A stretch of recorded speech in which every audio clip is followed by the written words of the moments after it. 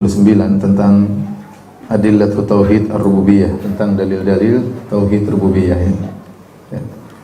Dalil-dalil Tauhid Rububiyah. Dalil Tauhid Rububiyah bisa kita bagi menjadi dua. Yang pertama adalah dalil-dalil tentang adanya Tuhan, adanya pencipta ya, atau Tuhan ya. Kemudian yang kedua adalah dalil-dalil tentang Tuhan tersebut esa ya, tersebut esa dalam penciptaan, pemilikan dan pemeliharaan, pemilikan dan pengaturan.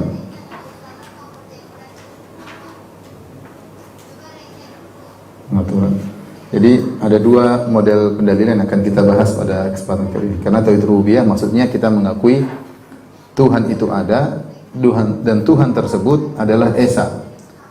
Dan pembahasan ini yang akan kita singgung pada kesempatan kali ini adalah tentang poin yang pertama ya, tentang dalil-dalil Tuhan itu ada. Dan ini seperti sebagaimana saya singgung sebelumnya, bahas ini bahasan yang penting karena bahas ini terkait dengan bantahan terhadap orang-orang ateis yang mengingkari adanya Tuhan, dan itu mulai muncul, mulai marak di akhir-akhir ini ya. Ada yang mengakui, ada yang mengingkari adanya Tuhan, ada yang mengatakan saya masih mencari Tuhan, ada yang mengatakan saya masih ragu, ada yang mengatakan belum ada dalil yang menunjukkan Tuhan itu ada, dengan berbagai macam model-model ateisme yang beredar di zaman sekarang ini ya. Dan bahasan kita kali ini ya perlu konsentrasi ya, diharapkan bagi para bapak dan ibu untuk konsentrasi dan butuh keseriusan ya, karena perlu mikir dalam hal ini ya. Baik, dalil adanya Tuhan kita juga bisa bagi menjadi dua ya. Yang pertama disebut dengan dalil fitrah, yang kedua adalah dalil akal. Dalil akal ya, secara akal. Apa yang dimaksud dengan dalil fitrah? Dalil fitrah maksudnya adalah dari sananya ya. Fitrah manusia tanpa diajarin sudah menuju pada Tuhan itu ada. Dalil fitrah itu maksudnya, ini maksudnya adalah dalil dari sananya. Dalil dari sananya ya, tanpa harus belajar.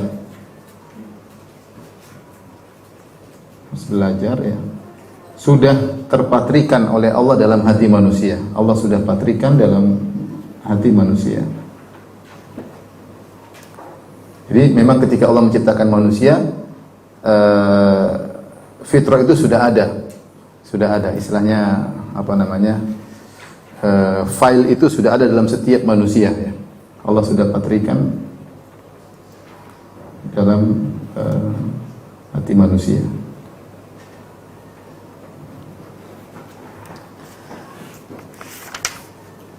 Baik, ikhwan dan akhwat yang hadirin subhanahu. Ini disinggung oleh Allah dalam surat Ar-Rum 30, kata Allah, "Fa'aqim wajhaka lid-dini hanifan fitratallahi allati fataran nasa 'alaiha." Maka hadapkanlah wajahmu dengan lurus kepada agama Allah. Tetaplah fitrah Allah yang telah menciptakan manusia ya, menurut fitrah tersebut ya. Jadi Allah telah menciptakan manusia dengan fitrah yang ada dalam dada mereka ya.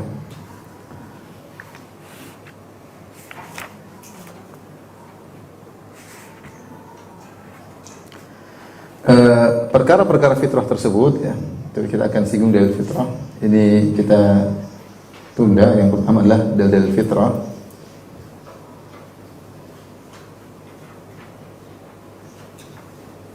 Kita bagi dua dalil fitrah ini ya. Fitrah pertama, fitrah mengenal pencipta atau mengakui keberadaan pencipta.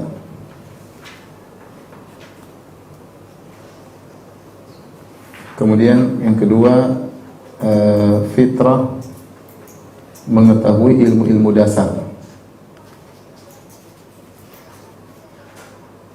Ilmu-ilmu dasar. Ini ilmu dasar yang saya katakan tadi tidak perlu dipelajari, tapi semua orang sudah mengetahui secara langsung ya.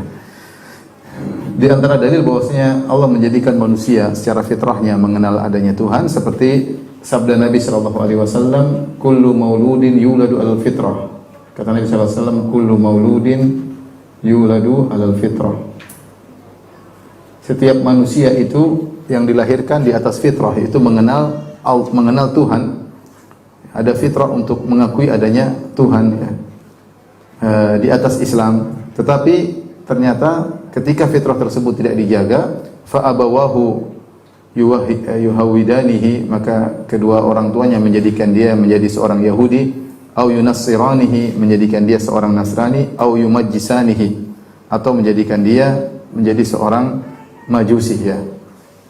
Artinya fitrahnya bisa berubah, tapi asalnya kalau seorang dibiarkan di atas fitrahnya, dia akan mengakui keesaan Allah Subhanahu wa taala. Demikian juga dalam surat Al-A'raf ya, dari yang berikutnya dalam surat Al-A'raf surat ke-7 ayat ke-172 sampai 173 ya. Ibu bisa lihat di halaman 32 ya.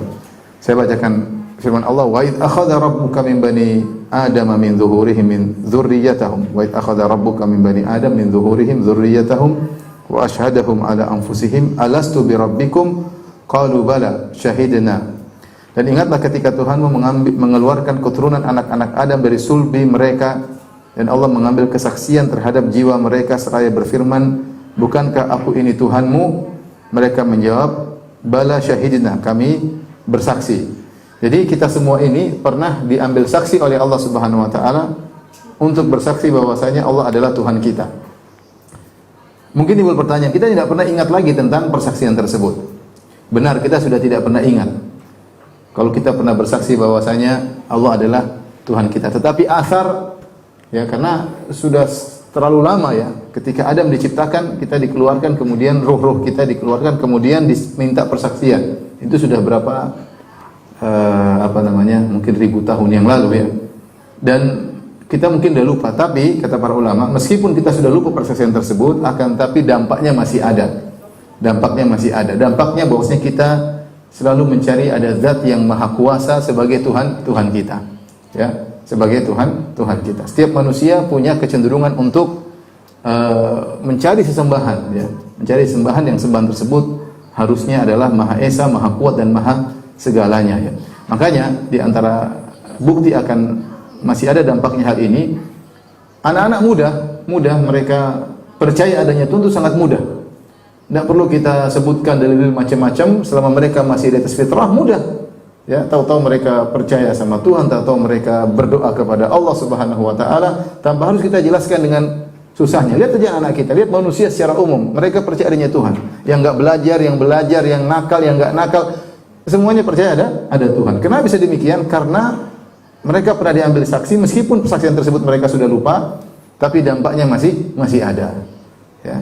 Orang yang tidak percaya pada Tuhan itu keluar dari fitrah. Dia sulit, dia berusaha melawan fitrahnya yang menyatakan Tuhan itu ada, tapi karena ada perusak fitrah sehingga dia nekat melawan fitrahnya. Asalnya manusia punya fitrah bahwasanya Tuhan itu ada ya.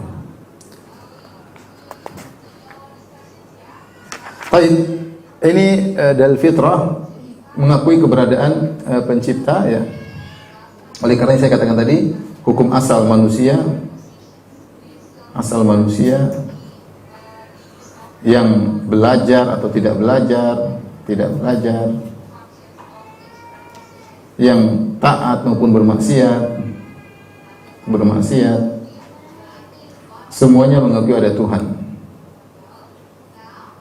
Ya, mengakui adanya Tuhan.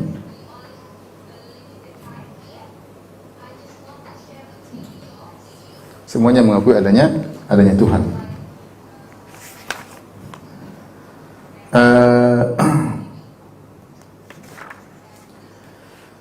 Baik, saya sebutkan di halaman 33, coba Ibu lihat di halaman 33, di antara perkara yang membuktikan adanya dalil fitrah. Saya bacakan, kita dapati bahwa pada asalnya manusia sejak zaman dahulu hingga sekarang di atas kepercayaan adanya Tuhan. Adapun kalangan ateis, maka mereka hanyalah minoritas dan mereka muncul belakangan. Ya. Jadi asalnya manusia percaya sama Tuhan, ini menunjukkan fitrah mereka mengakui adanya Tuhan. Ateisme itu muncul belakangan. Ketika syahwat sudah mendominasi sehingga di antara mereka ada yang tidak mau percaya sama Tuhan supaya apa? Supaya bisa melampiaskan syahwatnya sesukanya. Atau mereka terkena syubhat-syubhat yang lain. Insyaallah akan kita bahas tentang macam-macam ateisme. Kemudian berikutnya di halaman 33 kita dapati di berbagai penjuru dunia, baik dari suku yang berbeda-beda, budaya yang berbeda-beda, lokasi yang berbeda-beda, serta generasi dari masa ke masa yang berbeda-beda. Namun kita dapati umumnya selalu ada tempat khusus dibuat tempat ibadah. Ya. Di mana-mana orang ada bikin tempat ibadah. Artinya mereka berusaha mencari Tuhan dan menyembah Tuhan. Entah Tuhan yang mereka sembah bisa jadi salah, bisa jadi tapi intinya mereka sepakat untuk memiliki tempat peribadatan, untuk mereka beribadah kepada sesuatu yang dianggap sebagai Tuhan ya. Bahkan keberadaan tempat untuk kuil ibadah tersebut terkadang lebih ada daripada adanya pasar, daripada adanya sekolah, daripada adanya rumah sakit. Kenapa? Karena secara umum mereka merasa kebutuhan untuk beribadah kepada sesuatu itu adalah perkara yang urgent. Dan ini kita dapati dalam berbagai lapisan masyarakat dengan berbagai macam generasi. Ini dalil bahwasanya fitrah Tuhan itu ada sudah maksudnya terpatri dalam dada-dada manusia. Kemudian saya sebutkan tadi juga, kita dapati anak-anak begitu mudah percaya adanya Tuhan. Tidak perlu kita repot-repot mendoktrin mereka. Mereka berjalan, tahu-tahu mereka percaya sama Tuhan. Ya. Mau nakal nggak nakal, mau macam-macam ya, mau belajar nggak belajar, mereka percaya adanya Tuhan dengan sendirinya dari sananya, dari sananya. Kenapa? Karena fitrah mereka Tuhan itu ada. Ya. Kemudian di antara hal yang menunjukkan fitrah, keyakinan adanya pencipta, kita dapati jika seorang ateis dalam kondisi genting dan terdesak, maka fitrahnya mencari Tuhan untuk menyelamatkannya. Bagaimanapun ia sejatinya membutuhkan sandaran, bagaimanapun ia sejatinya membutuhkan sandaran yang kukuh. Ya.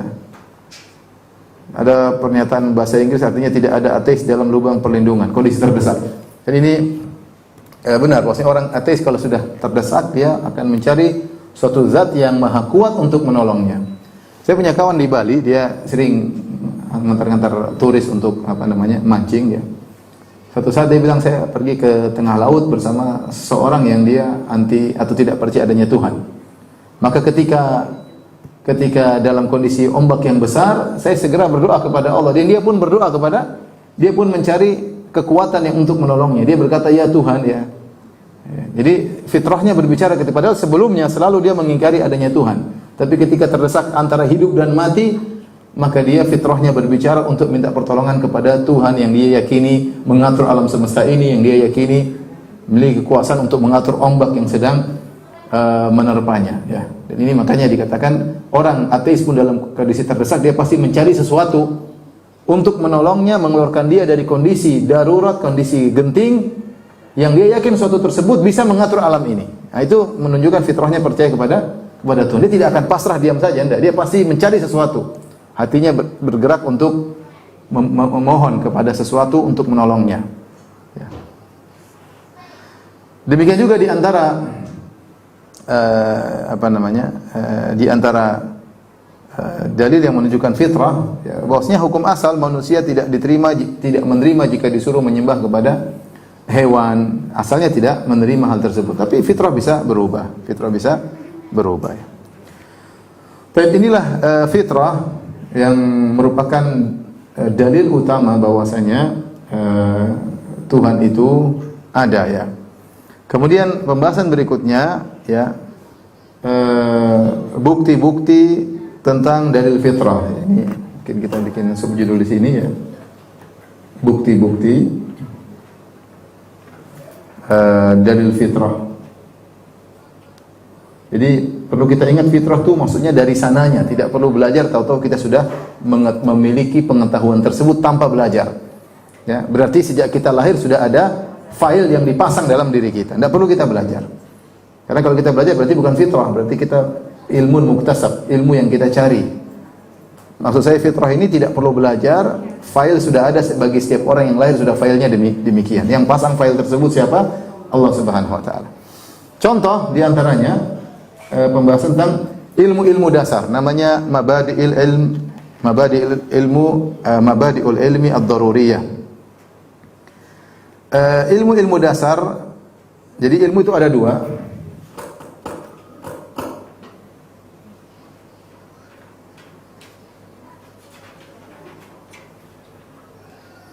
ilmu ada dua ya. Yang pertama ilmu dasar, ilmu dasar. Yang kedua adalah ilmu hasil pengamatan, ilmu hasil pengamatan atau hasil belajar. Ilmu dasar ini yang kita katakan adalah ilmu berdasarkan fitrah. Berdasarkan fitrah. Pertama, dan dia merupakan landasan bagi ilmu pengamatan. Ia adalah landasan bagi ilmu pengamatan, bagi ilmu ini. Dia adalah landasan. Seandainya tidak ada ilmu dasar, maka kita tidak akan pernah mencapai suatu ilmu hasil pengamatan. Ya. Baik, contoh ilmu-ilmu dasar, lihat halaman 35, ibu-ibu, lihat 35. Di antara ilmu dasar tersebut, artinya tanpa kita pelajari kita ngerti. Pertama, akibat timbul karena sebab. Tidak mungkin ada akibat tanpa apa? Sebab. Ini nggak usah kita pelajari, kita ngerti. Misalnya ada anak jalan, tahu-tahu ada yang mukul kepalanya, dia pasti tahu ada sebabnya. Ada yang mukul kepala saya, makanya kepala saya sakit misalnya. Itu tidak perlu dipelajari, udah ngerti ada suatu akibat, nggak mungkin kecuali ada apa? Sebab, ada sebab. Ini dari mana? Fitrah, dari sana ya. Ya misalnya tiba-tiba ini jatuh, ini pasti ada sebabnya, entah ada kegoyangan, entah miring, entah saya dorong sehingga jatuh. Nggak mungkin jatuh sendiri, ya, ada sebabnya. Itu dari sana sudah terfitrahkan, nggak perlu dipelajari, orang sudah ngerti. Ya. Kemudian contoh ilmu dasar, semua orang ngerti bahwasanya 1 lebih sedikit daripada 3. Semua orang ngerti. Nggak usah diajari, udah ngerti. Ini 1 lebih sedikit daripada 5. Jumlahnya 1, mana yang lebih banyak? Ya 5. Yang lebih sedikit adalah 1. Nggak perlu diajari, orang semua sudah ngerti. Demikian juga contohnya, yang lebih ringan dan lebih kecil lebih mudah diangkat daripada yang lebih besar dan lebih berat. Kalau ada lebih kecil ringan, yang lebih mudah diangkat daripada yang lebih besar, lebih berat. Ini tidak usah dipelajari, kita ngerti. Dari mana? Dari fitrah. Ini bukan hasil eksperimen. Ada orang eksperimen yang kecil kalau diangkat ternyata lebih ringan daripada yang besar. Bukan hasil eksperimen. Tapi dari sananya orang udah ngerti, namanya sesuatu yang lebih kecil itu kalau diangkat lebih ringan daripada yang besar. Kalau jenisnya sama ya. Kalau jenisnya apa? Sama ya. Sama-sama apa namanya besi misalnya, yang kecil lebih ringan daripada yang besar. Kemudian di antara ilmu dasar bahwasanya tidak mungkin dua yang kontradiksi bisa digabungkan. Al-jam'u bainan naqidain mumtani'. Menggabungkan dua hal yang kontradiksi itu tidak mungkin. Tidak mungkin ada suatu perkara ada dan tidak ada, enggak mungkin. Kalau ada atau tidak ada, enggak mungkin ada sekaligus tidak ada. Ini bukan hasil eksperimen. Ini dari sananya kita ngerti, enggak mungkin dua hal yang bertentangan bergabung. Tidak mungkin kita mengatakan seorang di timur sekaligus di barat. Ya kalau enggak di timur ya di barat. Enggak mungkin kita mengatakan suatu di atas sekaligus di bawah. Ini perkara yang mumtani. Enggak mungkin suatu kita katakan iya dan tidak. Enggak mungkin. Ya kalau enggak iya ya tidak ya.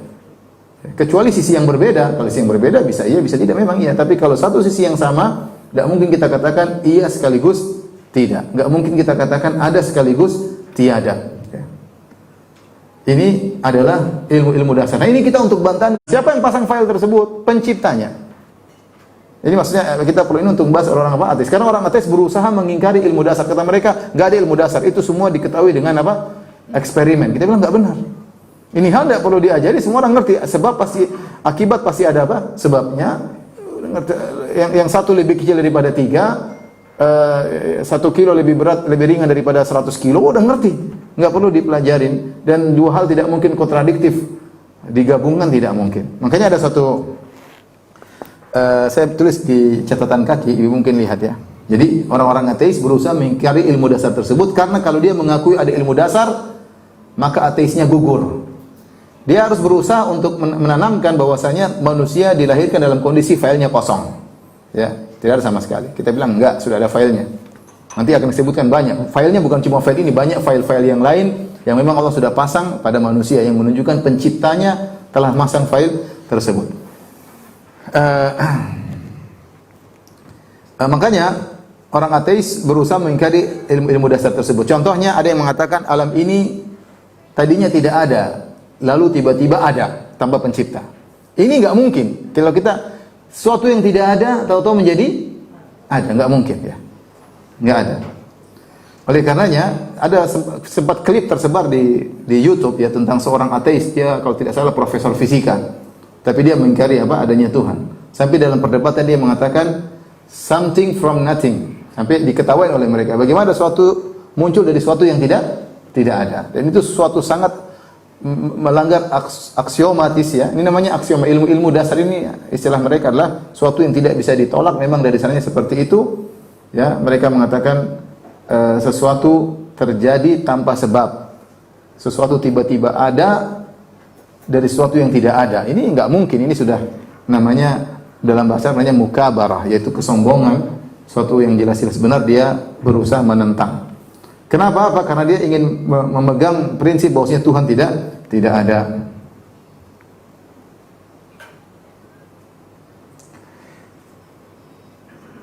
Ada kisah perdebatan antara seorang yang agamis dengan seorang ateis ya.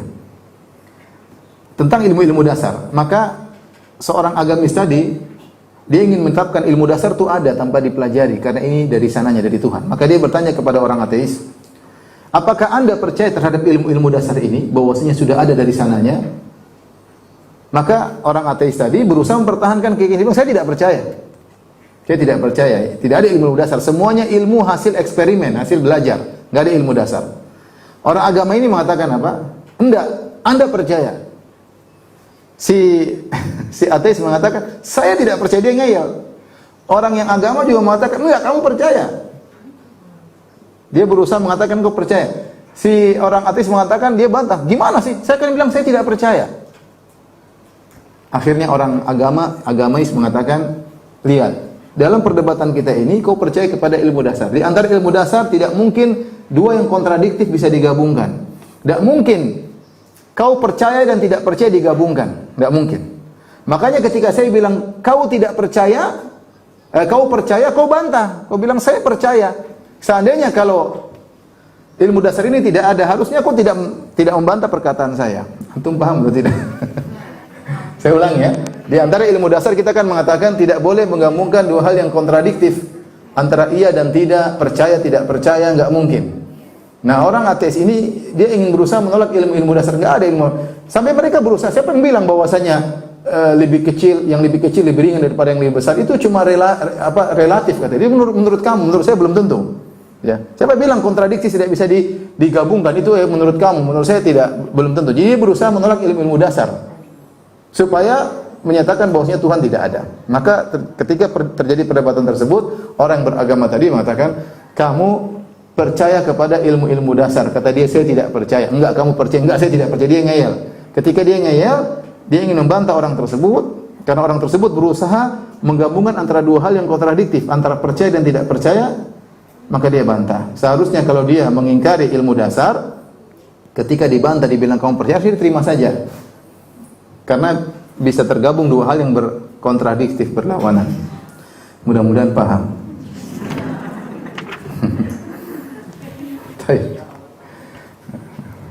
Nggak usah ketemu orang ateis, nggak usah debat sama mereka. Semoga dapat hidayah gitu aja. masuk neraka sana, bukan urusan saya. Baik, yang kedua di antara bukti-bukti dari fitrah seperti nilai-nilai akhlak. Nilai-nilai akhlak. Lihat halaman 36. Saya sebutkan di sini, manusia dengan berbagai macam modelnya di belahan bumi ini, baik Soviet maupun Ukraina, maupun Eropa maupun Barat, semua percaya bahwasanya membunuh orang tidak bersalah itu akhlak yang buruk. Ya atau tidak? Enggak usah diajari. Bahwasanya mengambil barang orang lain tanpa izinnya, mencuri, itu adalah akhlak yang buruk. Tidak perlu diajari. Ini ilmu fitrah. Enggak usah duduk di SD bahwasanya mencuri barang, orang sudah tahu itu enggak benar. Ini nilai akhlak ini terpatri dalam diri seorang dari sananya. Seorang menilai mana akhlak baik, mana akhlak yang buruk. Kalau kita sebut dengan nilai-nilai, norma-norma, itu dari mana? Dari sananya, enggak perlu diajari. Enggak perlu dibaca modelnya. timur dan barat, ya, utara dan selatan dengan berbagai macam sukunya, yang belajar nggak belajar, ketika mereka sepakat bahwasanya mengambil barang orang tanpa izin adalah keburukan, itu menunjukkan mereka terfitrah ini akhlak yang buruk. Menolong orang semua tahu menolong orang adalah kebaikan. Tidak usah diajari, itu kebaikan. Ini akhlak buruk seperti tanpa diajari, mereka sudah paham. Ini kesepakatan mereka, ini bukan perkara yang nisbi, bukan relatif, ini suatu yang kepastian. Ya, contohnya tadi, mengambil barang orang tanpa izin adalah keburukan, semua sepakat. Membunuh orang tua tanpa ada salah orang tua, jelas ini apa? Keburukan, ya, keburukan. Timbullah perdebatan juga antara orang agamais dengan orang ateis yang menolak bahwasanya penilaian akhlak itu suatu yang pasti, tapi dia mengatakan ini relatif, tidak ada namanya ilmu dasar seperti ini. Akhirnya ada orang agamais tadi bertanya kepada dia, ya, seandainya kau beriman tentang surga dan neraka, seandainya, jadi tidak beriman dengan Tuhan, apalagi surga dan neraka. Seandainya kau beriman tentang surga dan neraka, kalau kau disuruh pilih mana, surga atau neraka? Otomatis dia bilang, saya pilih neraka, pilih surga. Kenapa pilih surga?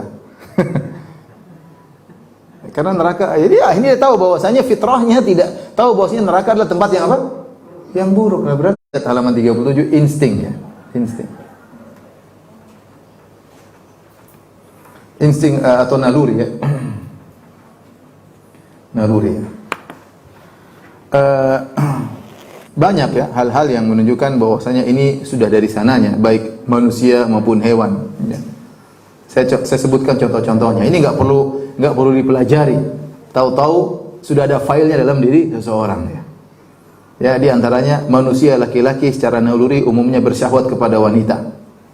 Ya. Sudah jelas, ya. Kalau perempuan ketemu laki-laki, ya pasti ada stromnya, ya. Dari mana stromnya yang pasang? Allah Subhanahu wa taala, kan? Enggak usah diajari.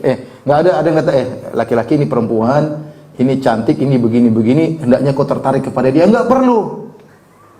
Tahu-tahu ketemu, strom, selesai. Dari mana? Dari sananya.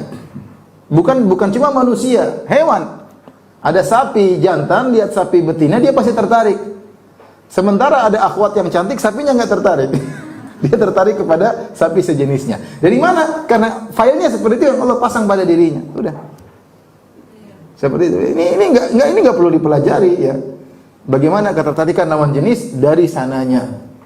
Kalau robot ya susah gimana, kecuali harus diprogram dulu, ya. Tidak mungkin tiba-tiba. Makanya aneh, adanya ketertarikan, ada syahwat dari mana coba? Kalau bukan dari Allah Subhanahu wa taala. Ini dalil bahwasanya fitrah ada, itu hal-hal yang sudah dipasang pada makhluk tanpa harus dipelajari. Siapa yang pasang? Allah Subhanahu wa taala. Ini bantahan telak kepada orang ateis yang mengatakan Tuhan tidak ada, semua dengan belajar. Enggak bisa, ini dari sananya. Sebaliknya justru ada seorang, ini hukum asal, ya, seorang melihat ibunya, dia tidak tertarik sama ibunya. Tapi kalau dia melihat wanita yang bukan ibunya, dia tertarik. Kenapa bisa demikian? Ya, ini dari sananya seperti itu. Kita sama adik, sama ibu mungkin terkadang terlihat sebagian aurat ibu, sebagian aurat adik, kakak, kita nggak ada ketertarikan. Tapi kita melihat tetangga tertarik. Kenapa bisa demikian? Dari sananya seperti itu. Dari sananya seperti itu. Apa itu namanya? Fitrah. Fitrah bisa berubah, ya. Saya bilang fitrah, orang yang percaya Tuhan nggak percaya Tuhan bisa berubah. Orang yang kelainan seksual juga bisa berubah, itu bisa. Tapi hukum asalnya tidak. Hukum asalnya ketertarikan kepada lawan jenis. Kemudian contoh lagi, ilmu dari sananya. Seorang bayi yang baru lahir, belum bisa melihat, belum bisa mendengar. Tahu-tahu ibunya kasih puting susunya, langsung dia sedot. Yang ngajarin dia sedot siapa coba? Seandainya satu profesor satu dunia ngumpul ngajarin anak bayi ini untuk melakukan suatu kegiatan, tidak bakalan mampu. Seluruh profesor dunia ngumpul ngajarin anak ini, kamu harus begini, kamu harus begini. Nggak ada yang bisa ngajarin. Seandainya dia lahir dalam kondisi kosong, siapa yang ngajarin? Kamu nanti kalau ada puting sedot, ya. Siapa yang ngajarin? Nggak ada. Nggak bisa, dia nggak ngerti. Tetapi ketika dia lahir, dia langsung bisa nyedot. Dari mana? Allah yang kasih seperti itu. Ini ada Tuhan yang ketika jelas sudah dipasang file tersebut. Dia tidak pernah belajar sebelumnya. Tidak pernah melihat sebelumnya. Dia tidak bisa melihat, tidak bisa mendengar. Tidak ada ilmu. Tahu-tahu dia bisa nyusu sama ibunya, menunjukkan memang sudah dipatrikan dari sananya. Demikian juga hewan-hewan banyak sekali. Bagaimana burung-burung bisa lebah bisa langsung lahir, langsung bisa bekerja tanpa ada belajar sama sekali. Ini semua bagaimana hewan-hewan diajari untuk pertahankan hidup, ya. Kenapa tidak ada pikiran dalam dia mati lebih baik daripada hidup? Kenapa hewan-hewan tidak pilih mati? Dia kenapa pilih hidup? Ada instingnya, dia pertahankan hidup. Harus cari makan, ya. Berarti ada fitrah bahwasanya hidup itu lebih baik daripada apa? Pada mati. Sehingga dia mempertahankan kehidupannya. Lihat bagaimana singa yang begitu garang membunuh hewan lain, tapi begitu sama anaknya dia sayang sama sekali. Kenapa tidak jahat sama anaknya? Dari sananya Allah kasih fitrah seperti itu. Bagaimana seorang ibu bisa begitu cinta kepada anaknya, ya? Ya, dia sayang sama anaknya, kemudian dia bersabar mengandung sang anak, kemudian dia sabar dalam mengurus sang anak, dari sananya. Ini namanya fitrah, hidayah ammah. Kalau bahasa istilah syar'inya al-hidayah al-ammah.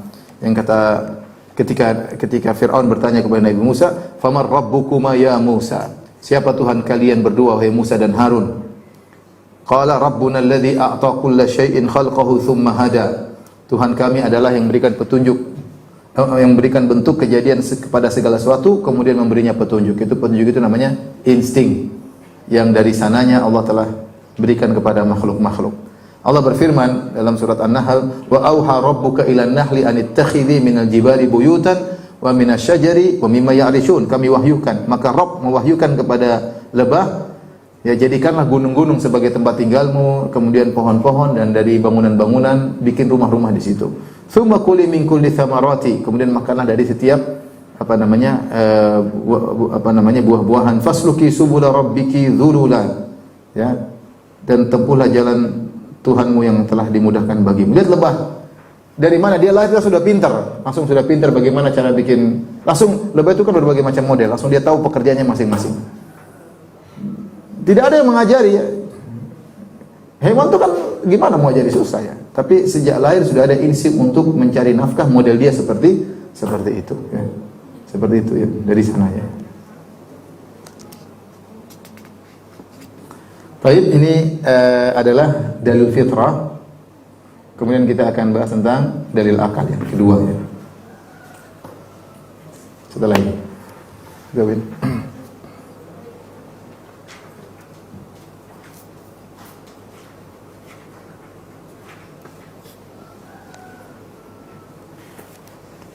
Sudah? Baik, berikutnya kita akan bahas dalil akal yang menunjukkan adanya Tuhan.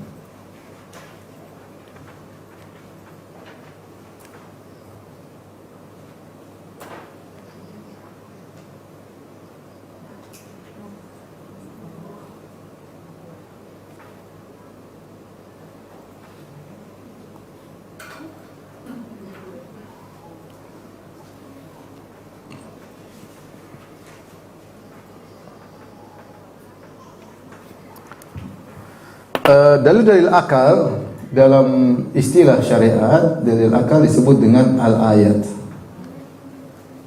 Ayat atau jamaknya adalah al-ayat. Al-ayat. Ayat artinya tanda-tanda kebesaran Allah. Dan dalil akal tentang adanya Tuhan sangat banyak. Allah beberkan dalam Al-Quran banyak sekali. Yang Allah sebutkan, "Inna fi dzalika laayat." Sungguh yang demikian itu ada tanda-tanda. Maksudnya kamu pikirkan secara akal tanda-tanda akan adanya Allah Subhanahu wa taala, ya.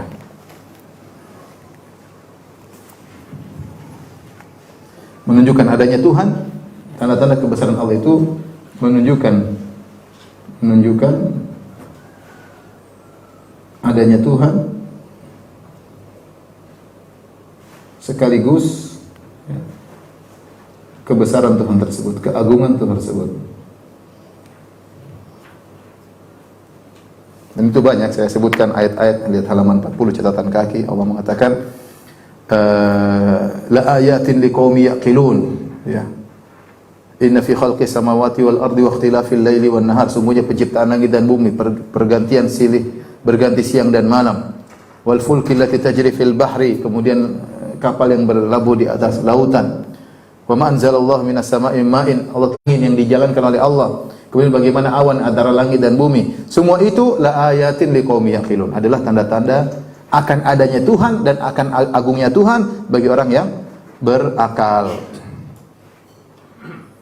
Benar ya, bagaimana bisa berjalan, maksudnya bagaimana bisa berjalan dengan sendirinya? Ya, langit dan bumi dengan begitu megahnya, pergantian siang dan malam, dan semua ini menunjukkan ada yang mengaturnya. Baik.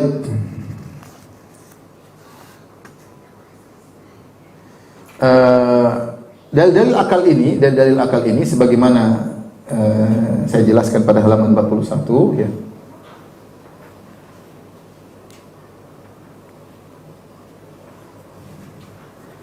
Dalil akal ini disebut dengan ayat-ayat, kemudian dalil akal ini landasannya adalah fitrah. Artinya kalau tidak ada fitrah, orang tidak akan percaya dengan dalil akal. Ya, fitrah itu yang menjadikan akal kita berjalan sehingga kita percaya. Jadi landasan dari dalil akal adalah dalil fitrah. Seperti ilmu dasar, ilmu dasar, sebab akibat ya, misalnya sebab akibat. Kemudian misalnya tidak mungkin merajihkan satu tanpa sebab, tarjih biduni murajjih mumtani ya. Dalil akal itu bisa kita terima ketika kita punya fitrah. Baik. Sesuatu yang ada, kita bahas sekarang ya. Sesuatu yang ada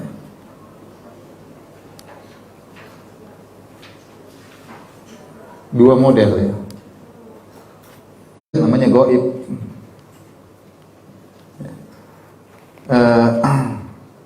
Adapun yang kelihatan, untuk mengetahuinya mudah. Untuk mengetahui keberadaannya dengan melihatnya.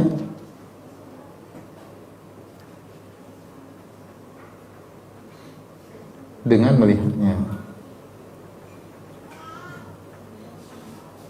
Mudah ya, seperti bumi ada nggak ada, lihat bumi, langit ada nggak ada.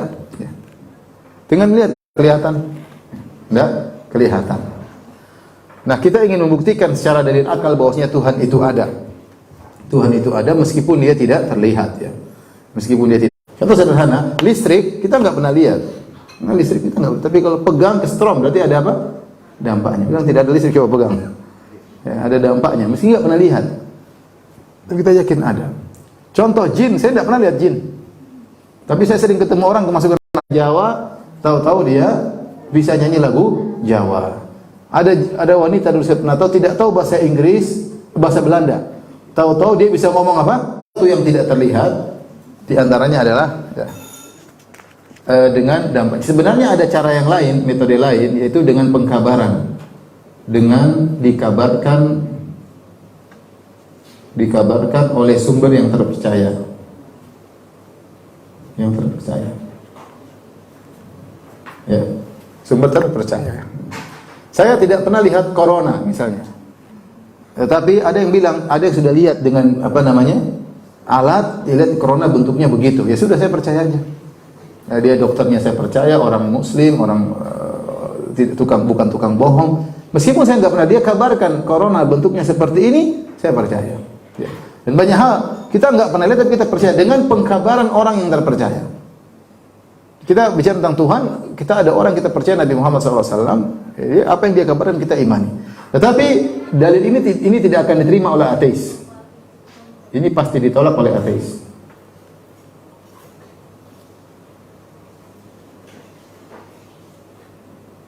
Dia tidak mau terima dengan model dia.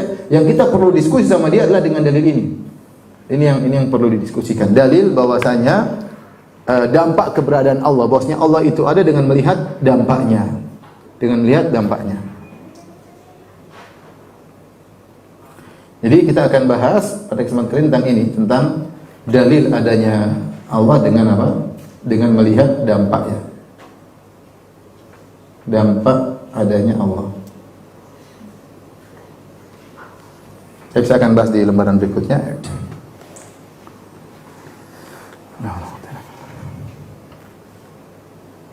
Sudah, Bin?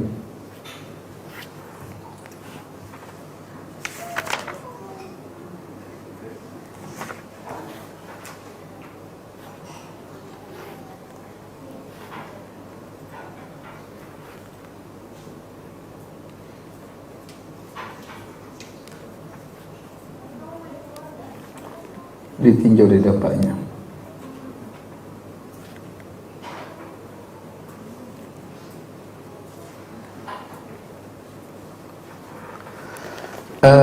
Di antaranya para ulama membahas tentang dalil-dalil, di antaranya dalil penciptaan, yaitu dalil ijad wal khalq, dalil penciptaan. Lihat pada halaman 42.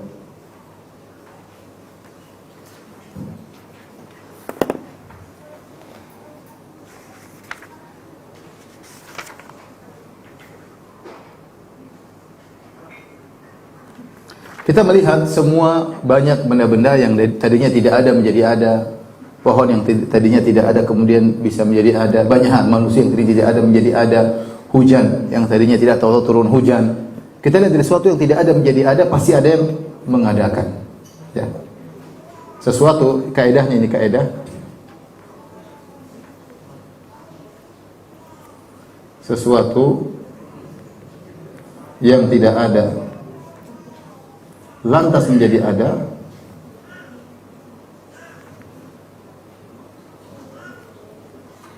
pasti ada yang mengadakan. Pasti ada yang mengadakannya. Ini apa namanya? Sederhana, dan ini diantara metode yang mudah. Baju nggak mungkin tiba, pasti ada yang jahit gampangnya. Mobil nggak mungkin, pasti ada yang bikin. Rumah ini nggak mungkin jadi dengan apa?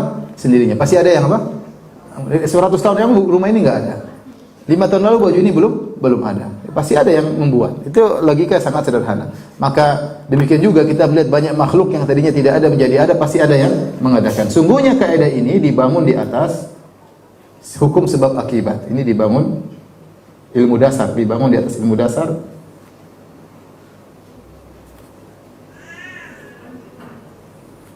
Sebab akibatnya. Artinya nggak mungkin ada akibat ini kecuali ada sebabnya, ya. Ini sangat apa namanya? Sangat mudah, ya. Dia akan kita bahas syubhat mereka suatu saat insyaallah. Ketika dia mengatakan, "Ustaz, kalau suatu yang ada pasti ada yang mengadakannya, terus Tuhan siapa yang mengadakannya?"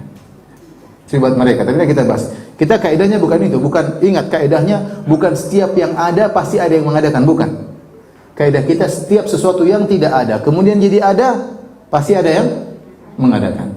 Bukan setiap yang ada pasti ada yang mengadakan. Beda, ya. Bukan saya bilang setiap yang ada pasti ada yang mengadakan, tapi saya mengatakan setiap yang tidak ada terus menjadi ada, pasti ada yang mengadakan. Karena kalau tidak ada yang mengadakan, harusnya dia tetap pada hukum asalnya tidak ada. Ketika dia tadinya tidak ada, kemudian jadi ada, pasti ada yang mengadakannya. Nanti adapun masalah tersebut akan kita bahas, ya.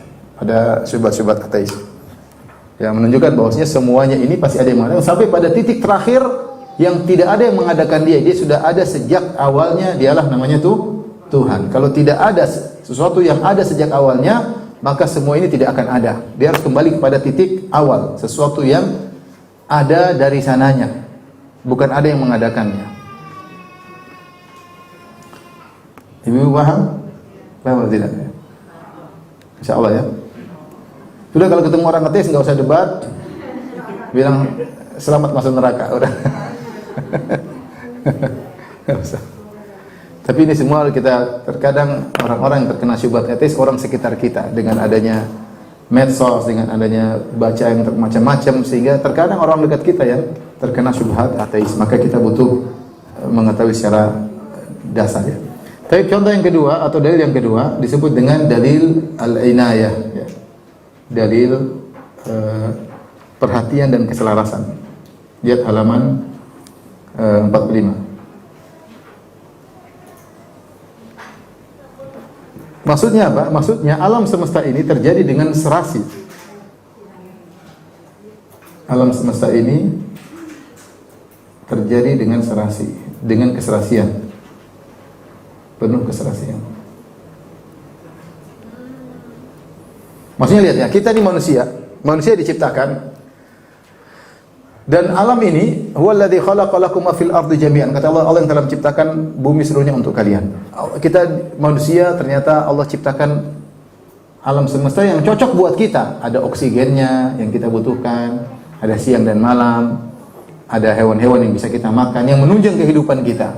kemudian ada logam-logam, akhirnya kita bisa bikin mobil, bisa bikin motor, bisa bikin pesawat, ada bahan bakarnya, ada penyakit, ada obatnya. Ini semua nggak mungkin terjadi dengan sendirinya, nggak mungkin. Kalau sendiri dengan sendirinya pasti nggak teratur. Ketika terjadi dengan serasi, cocok dengan kebutuhan manusia, maka menunjukkan memang ini ada yang mengadakannya. Makanya Ibnu Rushd dalam kitabnya Manahijul Adillah, Kashful Manahijil Adillah, dia mengatakan seandainya seorang berjalan di tengah hutan, tahu-tahu dia lihat batu jatuh tempat, mungkin ini kebetulan batu itu jatuh, tahu-tahu ada batu kecil nggak teratur di depan dia, ketendang atau apa, ini mungkin kebetulan. Tapi kalau dia berjalan di tengah hutan, tiba-tiba dia melihat ada batu yang disusun, dipahat seperti tempat duduk, kemudian diletakkan di bawah sebuah pohon, di atasnya ada naungannya. Ini pasti ada yang bikin, nggak bakar ya. Macam-macam intinya, dengan adanya lautan, dengan adanya udara, ini semua dibuat oleh Zat yang Maha Pencipta untuk serasi dengan kebutuhan apa? Manusia. Nggak mungkin terjadi dengan apa? Sendirinya. Nggak mungkin matahari kemudian siang hari bergerak berjalan sampai waktunya ya. Diatur seperti itu ya. Rembulan semuanya diatur, ada aturannya. Sehingga dengan adanya alam semesta yang penuh keserasian ini menunjukkan Tuhan itu ada ya.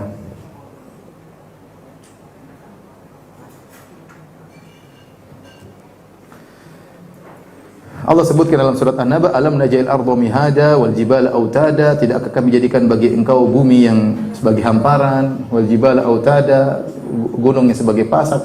Lihat bumi ini rata-ratanya adalah tanah yang datar. Tidak semuanya kerikil. Coba kalau ini seluruhnya batu, ya nggak bisa hidup. Nggak bisa hidup. Coba bumi ini isinya seluruhnya air, kita juga nggak bisa hidup. Tapi Allah bikin ada lautan, ada sungai air tawar, ada laut air asin, ada bumi, ada tanah yang datar, ada gunungnya, ada hutan, ada macam-macam. Ya. Hewan-hewannya ada yang jinak, bisa disembelih, ada yang buas, tempatnya di mana, subhanallah. Ya, ini semua pasti ada yang menciptakan, tidak mungkin terjadi secara kebetulan. Karena orang-orang ateis Tuhannya adalah kebetulan. Kebetulan. Ini kebetulan. Semua kamu ada di atas muka ini kebetulan juga, kebetulan. Kamu mati juga kebetulan. Enggak ada, semuanya sudah diatur. Tapi yang berikutnya, yang ketiga, dalil al-itqan, dalil kesempurnaan ciptaan Allah.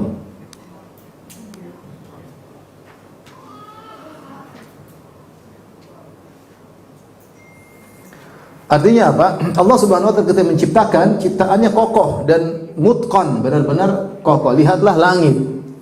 Ya. Kata Allah Subhanahu wa taala, "Alladzi khalaqa sab'a samawatin tibaqa," yang telah menciptakan langit dengan 7 tingkatannya. "Ma tara fi khalqir rahmani min tafawut." Kau lihat tidak ada yang ganjil dalam ciptaan langit Allah Subhanahu wa taala. Bagaimana langit yang begitu luas, lebar, luar biasa, tidak ada tiang, bighairi amadin tarawunaha, tidak ada tiang yang menyanggahnya. Terus tidak ada kemiringan, enggak ada sama sekali. Enggak ada yang satu agak turun, satu di atas, tidak ada lubangnya. Ya, tidak ada. Farji'il basara hal tara min futur. Coba lihat kembali ke langit, apakah ada bolongannya? Enggak ada. Kita kalau disuruh bikin atap sekilo, kita enggak mampu tanpa tiang. Tiang cuma di ujung 4 enggak bakalan mau, pasti ada yang agak turun, ada ini, kemudian ada lubangnya, harus nyambung-nyambung. Langit tanpa sambungan dari ujung sampai ujung, kita enggak tahu ujungnya mana, pangkalnya mana. Siapa yang bisa ciptakan seperti itu? Tuhan pasti. Ini nggak mungkin kebetulan. Nggak mungkin apa? Kebetulan. Dengan matahari dengan orbitnya, rembulan dengan orbitnya, la syamsu yanbaghi laha an tudrikal qamar. Ya, tidak mungkin matahari mendapati tubrukan dengan rembulan, tidak ada.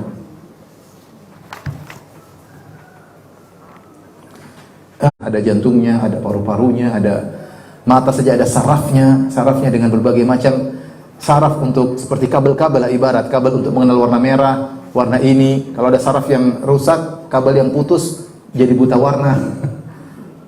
Ini berapa? Ya, jadi ini luar biasa manusia ini penuh dengan kehebatannya. Nggak usah kita bicara manusia ya. Lihat aja lalat. Lalat binatang yang hina tapi sempurna. Allah ciptakan sempurna. Allah mengatakan, ya ayuhan nas, duriba mathalun fastami'u la. Innal ladzina tad'una min dunillahi la yakhluqu dzubaban walau ijtama'u la. Wahai manusia sekalian, dibuat perumpamaan bagi kalian, maka dengarkanlah, sungguhnya yang kalian sembah selain Allah tidak akan mampu menciptakan seekor lalat meskipun mereka bersatu padu. Lalat yang menjijikkan itu, tapi itu sempurna dengan gangguannya. dengan mata fasetnya, dengan gerakannya. Siapa yang bisa bikin lalat? Hewan sempurna sebagai lalat ya? Tidak ada. Sempurna. Jadi ciptaan Allah semuanya sempurna. Belum lagi kita bicara tentang manusia ya. Baik, dalil berikutnya adalah dalil kemudian mereka tidak percaya kepada Tuhan, seperti Stephen Hawking. Kita baca Stephen Hawking, dia ahli fisika, dapat penghargaan banyak sekali ya. Dia mengatakan kita tidak butuh dengan Tuhan karena alam ini sudah ada aturan-aturannya. Justru ketika kamu tahu alam ini ada aturan-aturannya, berarti kamu tahu ada yang membuat aturan tersebut. Justru kamu tahu bahwasanya ada Tuhan. Bukan kamu tahu ada aturan-aturan, kamu bisa bikin rumus-rumus macam-macam, kamu bilang ini kebetulan semuanya. Gimana kebetulan semuanya? Ya. Gak mungkin. Gak mungkin Tuhan orang ateis kebetulan. Justru lihat bagaimana contoh matahari ya. Wasyamsu wal qamar wan nujuma musakhkharatin bi amri. Ala lahul khalqu wal amr. Matahari, rembulan, bintang-bintang semuanya di bawah aturan Allah, masing-masing punya orbitnya. Matahari tiba terbit pada waktunya ya, terbenam pada waktunya, tidak pernah terlambat. Kalau kereta bisa terlambat. Kereta bisa terlambat, pesawat bisa terlambat, bisa kecepatan ya. Jarang-jarang kecepatan, biasanya apa? Terlambat. Tapi kalau matahari pada waktunya. Dan Allah yang bisa merubah aturan tersebut. Allah pernah bikin matahari cepat, Allah pernah bikin matahari terlambat. Allah pernah bikin matahari terlambat dua kali. Ketika Yusha bin Nun berperang, Allah melambatkan matahari agar dia bisa menyelesaikan perangnya. Ketika Dajjal nanti muncul di akhir zaman, Allah lambatkan matahari sehingga satu hari seperti setahun. Tapi hukum asalnya, dan Allah akan bisa bikin matahari terbit dari barat ke timur hari kiamat. Tapi hukum asal ini berjalan dengan aturannya. Aturan-aturan yang berlaku yang disebut dengan sunan kauniyah, itulah berarti ada yang membuat aturannya. Makanya banyak ahli fisika yang membuat rumus-rumus. Ini rumusnya begini, rumus gaya, rumus ini, rumus ini, rumus ini. Dari mana? Berarti ada aturan yang dalam alam semesta ini banyak sekali aturan. Mereka baru menemukan aturan ini, baru menemukan hukum ini, hukum ini. Sungguhnya kumpulan hukum-hukum itu adalah aturan-aturan yang sudah dibuat oleh apa? Tuhan. Berarti ada yang membuat. Ada yang membuat. Saya sempat lihat apa Stephen Hawking, maksudnya orangnya fisikawan hebat, dia cacat juga tapi kemudian dia meninggal dalam kondisi apa? Ateis.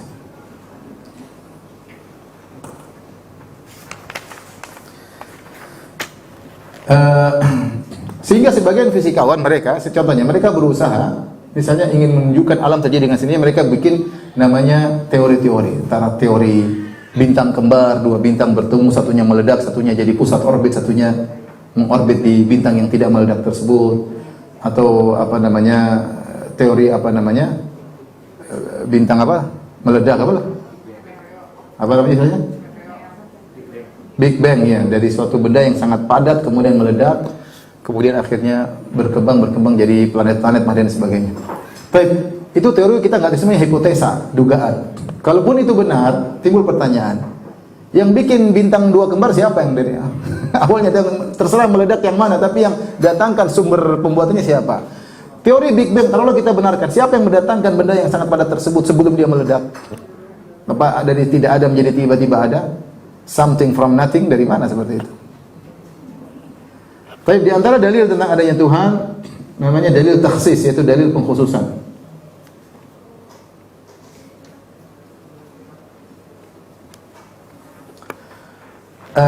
Artinya lahir ketiga jadi lahir kambing ya. Tapi ketika stabil manusia dengan sifat manusianya, hewan dengan manusia, menunjukkan ada yang mengatur semuanya. Paham ya Ibu? Masih ada waktu? Masih ada. Tinggal dua lagi. Berikutnya namanya dalil jamal, dalil keindahan.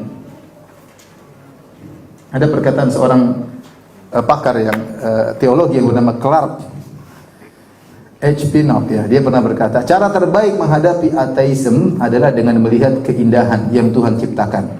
Tidak usah pakai debat-debat logika. Gini aja, kalau kamu bilang tidak ada Tuhan, semua terjadi dengan evolusi, dengan istilah-istilahmu, maka seharusnya terjadi dengan sampai kadar keperluan saja. Kadar keperluan saja. Contohnya bagaimana? Contohnya manusia yang penting hidup. Berarti dengan evolusi jadilah ada aroma ini, aroma ini ya. Berarti Tuhan, berarti ada yang sengaja membuat aroma tersebut, yaitu Tuhan yang menciptakan dengan tujuan. Artinya kita ingin bantah orang ateis, makanya kalau semua terjadi kebetulan tidak perlu ada penyempurna ini. Yang penting kehidupan jalan. Paham tidak Ibu? Paham ya? Seperti itu. Kalau perlu cuma ada matahari, ya sudah, yang penting matahari ada. Kenapa ada sunset, ada sunrise? Indah kita lihat. Kenapa kalau yang penting ada bunga? Kenapa harus ada bunga yang berwarna-warni? Ada bunga jingga, bunga ini, bunga macam-macam ya. Keindahannya. Itu berarti ada Tuhan yang menciptakan keindahan. Allah sebutkan, inna zayyana sama'a dunya bi zinatil kawakib. Contoh, langit kalau perlu cuma langit, tidak perlu bintang, tapi Allah indahkan langit dengan apa? Bintang-bintang. Sebenarnya langitnya sudah cukup. Tidak perlu ada bintang, tapi Allah kasih bintang. Kenapa? Karena Allah memang menciptakan alam ini dengan keindahan. Inna ja'alna ma'alal ardi zinatan laha. Kami jadikan keindahan di atas muka bumi. Dina beluah untuk menguji kalian. Bahkan hewan-hewan. Kata Allah, walakum fiha jamalun hina turhina wa hina tasrahun. Sungguhnya pada hewan-hewan ada keindahan ketika kalian bawa ke kandang, ketika kalian bawa ke tempat penggembalaan. Hewan-hewan juga ada keindahannya. Jadi di antara bantahan yang mudah bagi mereka, kita bilang kalau Tuhan tidak ada, maka semua terjadi hanya cukup ada kebutuhan primer. Kalau primer sudah terpenuhi, tidak perlu ada evaluasi berikutnya. Ketika ternyata yang ada di alam semesta ini bukan cuma yang primer-primer saja, ada kamaliyat, ada keindahan-keindahan. Ada keindahan alam, ada keindahan ini, hewan-hewan yang indah, kemudian manusia yang indah, ada aroma-aroma yang menarik, banyak hal yang merupakan keindahan, menunjukkan di situ ada Tuhan yang menciptakan. Yang terakhir adalah dalil mukjizat ya. Ini juga tergolong dari dalil apa? Akal ya. Artinya ketika ada mukjizat berarti ada Tuhan. Makanya ketika Nabi Ibrahim berdialog dengan orang yang mengingkari adanya Tuhan ya, alam tara alladhi haja Ibrahim fi rabbih an atahu Allahul mulk id qala Ibrahim rabbi alladhi yuhyi wa yumiit qala ana uhyi wa umiit qala Ibrahim fa inna Allaha ya'ti bisyamsi minal masyriq fa'ti biha minal maghrib fa buhita alladhi kafar. Tidakkah kau lihat bagaimana seorang yang Allah berikan kerajaan, yaitu Raja Namrud, yang dia sombong dan angkuh dengan kerajaan tersebut, ketika dia mengaku adanya Tuhan, dia berdiskusi dengan Ibrahim. Kata Ibrahim, kau Tuhan, saya juga punya Tuhan. Tuhan saya bisa menghidupkan dan mematikan. Kata sang raja, saya juga bisa menghidupkan dan mematikan. Bagaimana caranya? Kata dia, ini dua orang, saya sudah vonis dia akan dihukum mati. Tapi yang satunya saya bebaskan, satunya saya bunuh. Berarti yang satu saya hidupkan, satu matikan. Ini Tuhan Bahlul, bukan gitu maksudnya. Maksudnya itu orang sudah mati dihidupkan. Kamu bisa enggak? Tapi dia tahu, dia ngeles. Dia bilang, ini dua orang saya sudah hukum mati. Yang satu saya bebaskan berarti saya hidupkan. Yang satu tetap saya bunuh berarti saya matikan. Padahal bukan itu maksud Ibrahim. Tapi karena dia enggak nyambung, Ibrahim pindah kepada yang lebih hebat. Ibrahim berkata, fa inna Allah ya'ti bisyamsi minal masyriq. Tuhanku menerbitkan matahari dari timur. Kalau kau Tuhan, harusnya kau bisa mengatur alam semesta ini. Kau yang bikin aturan, kau bisa rubah. Fa'ti biha minal maghrib, maka datangkanlah matahari dari barat. Maka dia tidak mampu. Makanya di antara namanya mukjizat disebut dengan khawariqul adah, yaitu keluar daripada aturan alam. Contoh, api harusnya membakar, tidak membakar. Yang bisa bikin api tidak membakar siapa?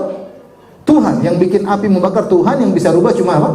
Tuhan. Maksud saya mukjizat itu adalah perubahan aturan yang biasanya menunjukkan ada Tuhan. Karena yang bisa merubah aturan tersebut, yang membuat aturan itu juga. Siapa? Yaitu Allah Subhanahu wa Ta'ala. Contoh Nabi Muhammad SAW keluar dari tangannya air. Manusia gimana? Nggak ada kerannya, tahu-tahu keluar air. Nabi Musa AS pukul batu, batu itu bukan sumber air, tahu-tahu batu ada keran 12 keluar air dari mana? Yang bikin aturan gini Tuhan pasti. Karena dia yang bisa merubah aturan. Makanya para anbiya diberikan mukjizat-mukjizat agar orang-orang percaya bahwasanya mereka utusan Tuhan. Buktinya apa? Dia bisa merubah aturan alam. Bisa merubah aturan alam ya. Seperti Nabi SAW makan nasinya bukan apa? Bukan nasi apa? Korma atau makanannya bukan tambah sedikit, tambah banyak.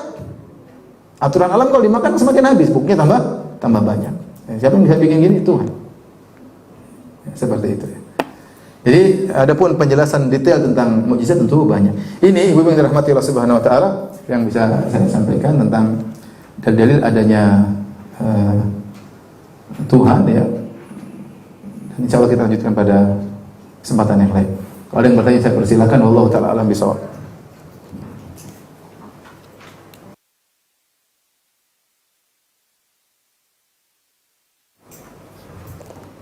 Silakan bebas ya tentang apa namanya